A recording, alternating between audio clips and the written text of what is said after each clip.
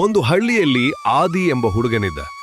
ಒಂದು ದಿನ ಸೂರ್ಯಾಸ್ತದ ಸಮಯದಲ್ಲಿ ಅವನ ನೆರಳು ಅವನಿಂದ ಬೇರ್ಪಟ್ಟು ನಿಂತಿತು. ನನ್ನ ನೆರಳು, ನೀನು ಯಾಕೆ ಬೇರೆ ನಿಂತಿದ್ದೀಯಾ? ನಾನು ಪ್ರತಿದಿನ ನಿನ್ನ ಜೊತೆಯಲ್ಲಿದ್ದೇನೆ.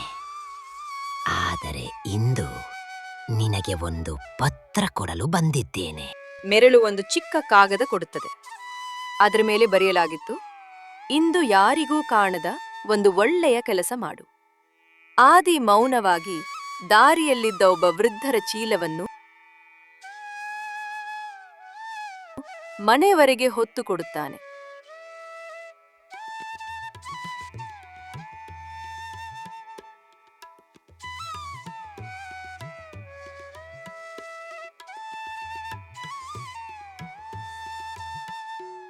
ಮನೆಗೆ ಹಿಂದಿರುಗಿದ ಆದಿಗೆ ನೆರಳು ಮತ್ತೆ ಸಾಮಾನ್ಯವಾಗುತ್ತದೆ. ಒಳ್ಳೆಯ ಕೆಲಸಕ್ಕೆ ಸಾಕ್ಷಿ ಬೇಕಾಗಿಲ್ಲ, ನಿನ್ನ ಮನಸ್ಸೇ ಸಾಕ್ಷಿ. ಅವನ ನೆರಳು ಅವನಿಂದ ಬೇರ್ಪಟ್ಟು ನಿಂತಿತು. ಆ ದಿನದಿಂದ ಆದಿ ಯಾರಿಗೂ ಹೇಳದೆ ಪ್ರತಿದಿನ ಒಂದು ಒಳ್ಳೆಯ ಕೆಲಸ ಮಾಡತೊಡಗಿದ.